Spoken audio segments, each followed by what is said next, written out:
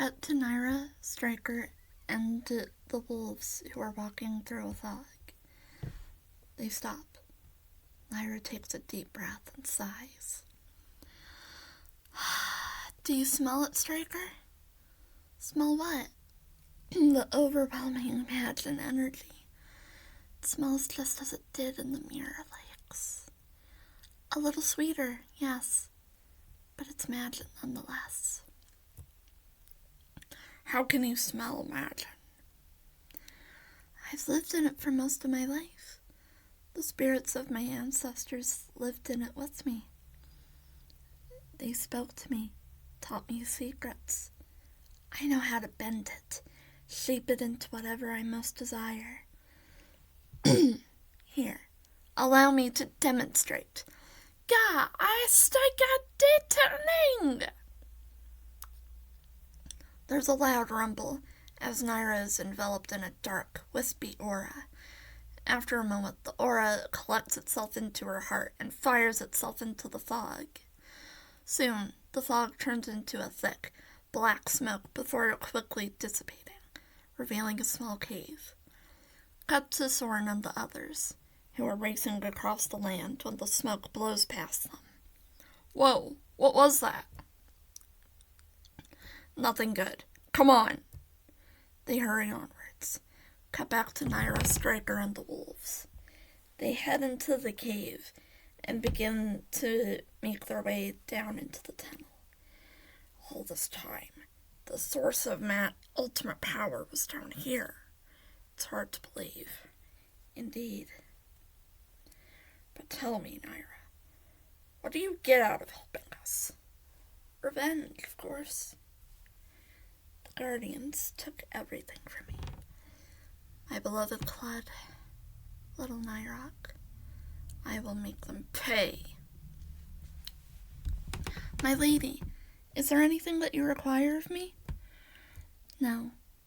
Just stay near me and do your duty. Yes, Lady Naira. They continue onwards.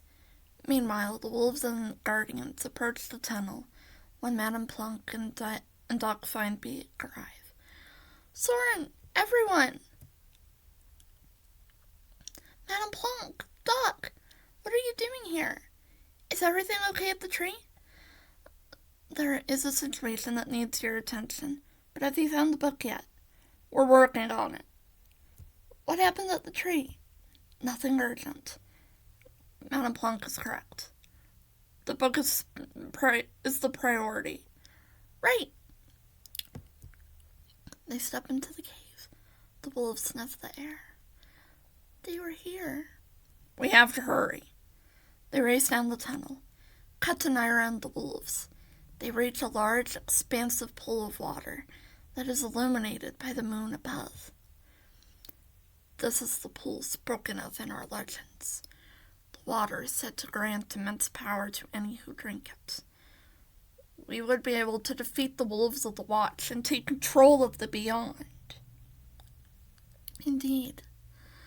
There's not much magic left in it, but there should be just enough left for one final transformation. That is all we need. Drink the water, Maquis. Drink so that we may restore order to these cursed lands. The wolves, besides Dunleavy, step forward and drink the water. Once they're done, the wolves blink and start whining and howling in pain. Muscles begin to bulge out of their legs. Their pupils vanish as their eyes glow an eerie yellow, while their fur becomes dark and mangy. The whimpers of pain quickly turn into vicious snarls as black wisps of smoke drip from their maws. Dunleavy is startled by this. What has happened to my pack? They've transformed. They've obtained true power. Do not fear it, Dunleavy. Take it. It belongs to you. It always has. True power. Dunleavy steps towards the lake when the guardians and wolves arrive. Dunleavy, stop! Stay out of this. You know what that power will do to you. It will take away your ability to reason. You will be nothing more than a killing machine. Those are lies told by the MacDuncans. They wish to take this power and make it their own. They wish to deny you your birthright. You know that this is false. Think about it. I will never be denied again. Dunleavy walks over to the pool of water.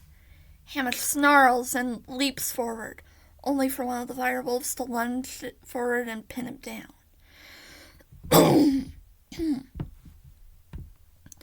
Dunleavy drinks the water and collapses just as the battle begins.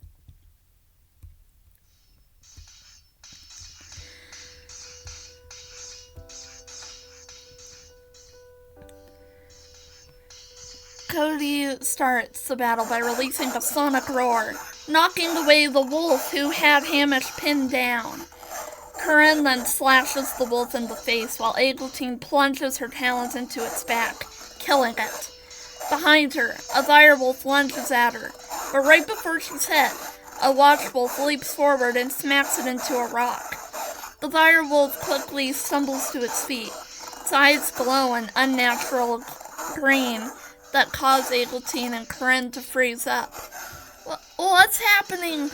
I don't know. I can't move. The direwolf licks its lips and makes its way towards them.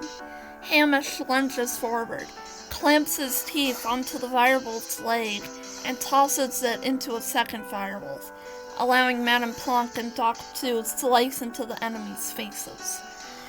Eglantine and Corinne are able to move once more. It's called a fry knot. It causes owls to freeze up. How do we fight it? The wolves of the watch have an immunity to it. Owls, attack from behind. We will keep their eyes on us. Right. The fighting continues. Naira smiles at this, hands the book off to Striker, and heads for the water. She bends down to take a drink, when all of a sudden, Twilight rams into her, knocking her to the ground. Naira stumbles to her feet, looks at Twilight with a cold, hard glare, and lifts off into the air. Twilight goes after her. Meanwhile, Hamish and Gilbane are shown fighting two direwolves. One direwolf lunges at Gilbane and attempts to swipe at her. Gilbane leaps over the attacking wolf, while Soren and Digger plunge their talons into their enemy's neck and rip some fur and flesh out, causing its shadow to start leaking out. The second direwolf swats at Digger, only for him to dodge out of the way, giving Hamish an opening to clamp his jaw around the opponent's neck and swing it into a rock, killing it instantly. Meanwhile, Cody fearfully watches as the fighting continues. His ears droop down and his tail goes between his legs as he watches a fellow watchwolf be flung into a rock and whine in pain. Cody looks around and spots Striker with the book. Cody looks over at his mom, who is still fighting, then starts running towards Striker, letting out little whimpers as he steps on his injured paw. As he nears the Pier 1, Striker looks down and notices the wolf pup. Cody quickly lets out a loud howl, releasing a sonic boom at his target. Striker quickly flies to the side, dodging the sonic boom, but, as a result, the book is torn out of his talons and thrown into the cave wall. Cody quickly limps over to the book, but, just as he nears it, a massive, shadowy claw slashes into him, throwing him into a nearby rock. Cody whimpers in pain as the camera switches to show a now transformed Dunleavy, snarling at the young pup. Gilbane spots the crazed direwolf stalking towards her injured son. Cody! Cody whines as Gilbane leaps over an attacking direwolf and steps in between the two. Twilight, hearing the pup's cries, pushes Naira out of the way and looks over at them. giving Naira an opening to dig her talons into his back, shocking him. Soren and Curran look at him. Their eyes go wide with terror. For Clud. Naira tosses him aside, causing Twilight to begin to plummet to the ground. He falls unconscious. Twilight! Soren and Curran fly towards Twilight. Soren catches his friend right before he hits the rocks below. The camera switches to Naira. She stares at Soren for a moment. Her eyes narrow. She lets out an ear-piercing shriek as she dives towards Soren. Curran swivels his head around and sees his mom heading towards them. He turns around and flies at her. Naira stares at her son as they inch closer and closer to each other. She prepares to strike Curran down when she suddenly flashes back to Clud, flying into battle. Naira's eyes widen. Her wings lock up and she plummets into the water below, while Madame Plunk and Doc make their way to Soren and Twilight. Doc begins to examine the wounds on Twilight's back.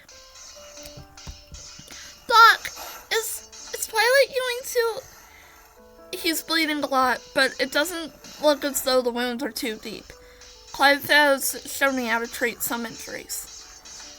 I know how to at least stop the bleeding, but you'll need to act fast. Right. You guys get out of here. We'll cover you. Doc nods. Perhaps his talons around Twilight's body, and flies away. Madame Plunk is close behind him. Back at the pool of water, Striker is nervously searching for Naira's body. A wolf runs at him and prepares to bite him when a firewolf rams into her, knocking her into the ground. The firewolf stalks towards the exhausted wolf.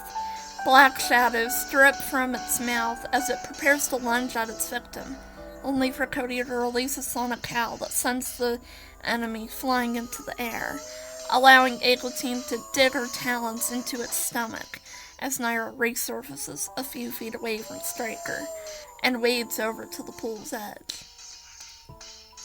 Striker flies over to her. Lady Naira, are you okay?